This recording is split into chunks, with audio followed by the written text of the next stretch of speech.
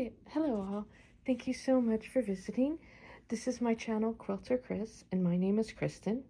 And today I'm going to show you how I turn my cross stitch into a pillow.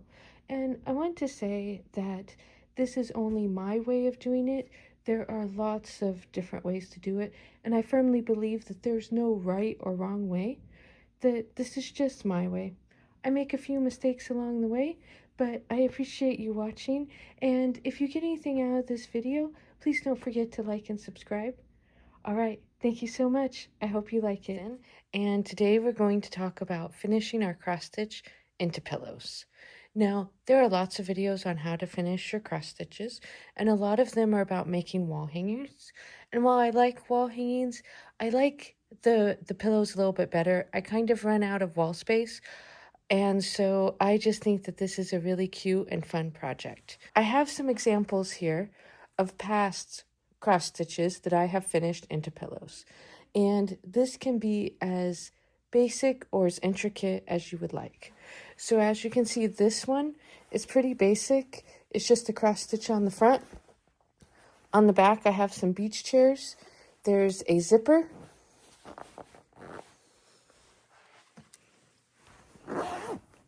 And we open it up, and I've made a matching pillow right here. And so with this pillow, this was pretty easy. This was just some stuffing and fabric in here. And I actually seem to have made the pillowcase a little loose. I probably could have stuffed that a little bit more. But this is the matching pillow. I can take this out and wash it. I can take this and wash it. I can fold this flat to store it if it's not the season. So yeah, and I have all different ones. This one's a little bit more intricate. I sewed this fabric on and this fabric. I used this ribbon and lace to cover up my seams. I have a zipper on the back. This is just zipper tape, and I had a fun zipper pull that I used. Again, this is this was a pillow form that I bought that I used to fill that. No, I made this pillow form. So it was just using plain fabric, like a plain muslin, and I stuffed it, and that's my pillow. This one is a little bit more intricate. It has a border around it. Same sort of thing. This is a dressmaking zipper that I used with a pillow form that I made. This one's similar to the other, but this uses a store-bought pillow form. Again, I used some rickrack to cover up. This, I used one of, I believe this is a Kimberbell zipper, and I just thought that that looked pretty. So today, now that I've showed that to you, we're going to be finishing up my Christmas cross stitch. So this is all completed. It's not perfect, that's okay. So it's all completed. I have ironed some interfacing onto it. The interfacing is called SF101, and it's a woven interfacing that you just iron on. And we're going to trim this up, and we're going to make this into a pillow. I have some ribbons here. I get these at thrift stores, various craft thrift stores, traditional thrift stores. I put them in jars when I find them to keep them dust-free. So we have various ribbons and laces here. I have some Lori Holt fabric that I've picked out, and I'll pull a zipper, and we'll make the pillow and the pillow form to go inside, and we'll do the outside. Okay, y'all. So what you'll need to do this project is you'll want your cross stitch, whatever you're going to finish. You'll want it to be ironed. I put interfacing on the back of mine to hold in the threads, but you don't have to do that if you don't want to. The interfacing I use is called SF101. I use a length of trim that I have. I made sure I had enough to go around the entire outside of this, plus a little extra. I have some number 5 zipper tape because I make handbags, and this is what I had, but a regular dressmaking zipper, that would work fine as well. And then for my zipper tape, I need a pull. So I have a zipper pull. I have 2 half-yard cuts of fabric. This one I'm going to use to make the pillow that goes on the inside, and this one I'm going to use to go around the quilt, or to go around the cross stitch and make the backing. So the first thing I'm going to do is I'm going to trim this up. I will probably not trim the sides and trim this about an inch away from this edging. Now, I have serged my sides, but you can go around and zigzag it so that the fabric doesn't fray if you would like after you trim it. And I'm going to do that first, and then I'll come back and we'll put this together. So I'm not sure if you can see it, but I cut some of the excess off of my project, and I just zigzagged off the edge here in a very light thread. And this will help keep it from fraying. I did not serger it, as my daughter has the serger upstairs for a project she's working on, and that's fine. So we serge the edge, and it's all cut out. I have cut out some strips of fabric. They're about 3 inches, and we're going to sew that around to make a frame for it. And we're going to use some of this rickrack as the edging. So I will sew that together and then come back and show you. Okay, y'all. So first we have our rickrack, and I am going to sew this on first, and I'm going to sew this on. So we'll sew this on first, and then we will sew the fabric on, and so it will end up, we'll see half of it like that. So I'm going to sew this on. I'm just going to have these little bumps just barely above the top. And I'm not going to pin it. I'm going to use clips like this. And I'm going to do these long sides first, and then we'll do the short sides. Okay, so I've sewn on the rickrack. Now, I will say sometimes sewing on trim can get fussy, and if you're getting frustrated with it, then you don't have to do the trim, and don't feel bad about it for a minute, because remember, this should be fun and not frustrating. Okay, so we have our rickrack sewn on, and now we're going to sew on our fabric strips. Now, I'm going to do the long sides first and then the short sides. A couple of things here. Rickrack can get frustrating. You do not have to sew it on first. If you want to sew on your strips and then sew the rickrack over your seams, totally worth it.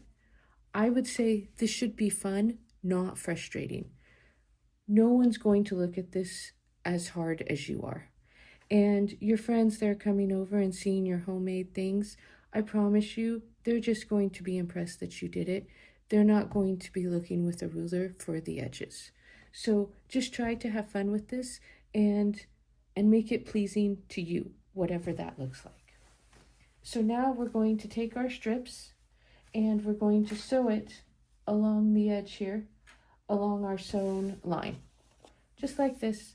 We're going to sew the top and the bottom, and then I'll press it, and then we'll do the sides.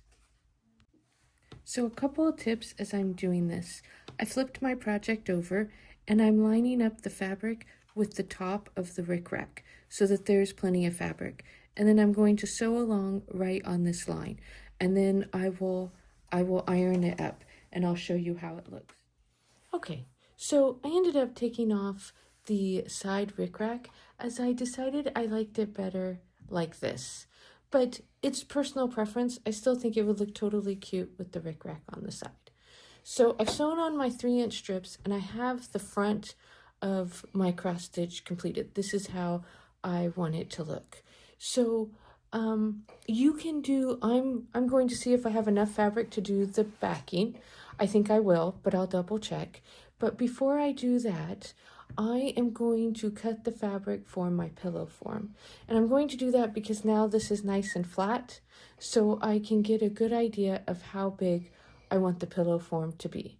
And I found, and I have heard that others have found this too, that you want your pillow form to be a little bit bigger than your actual project so it really puffs it out. Okay, so we'll get that all measured and then we'll come back.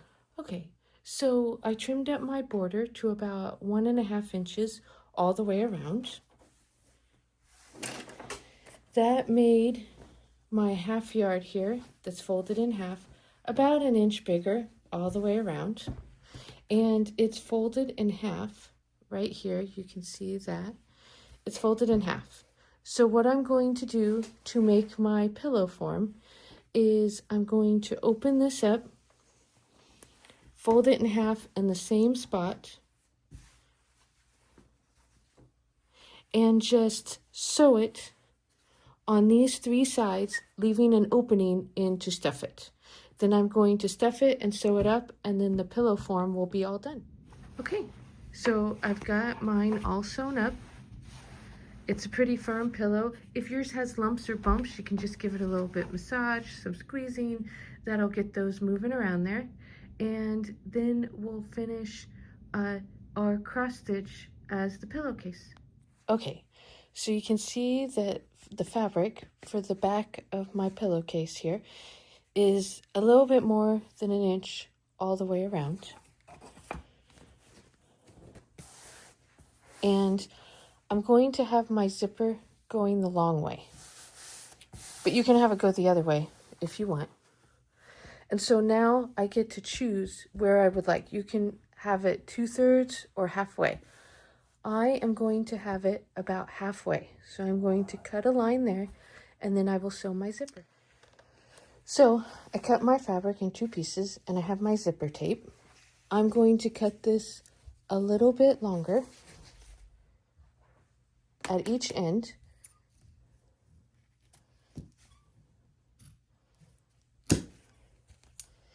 And sew it to both sides. I don't need to put the zipper pull on yet. I'm just going to flip it over, and you can use a zipper foot, and I'm going to sew it all along there.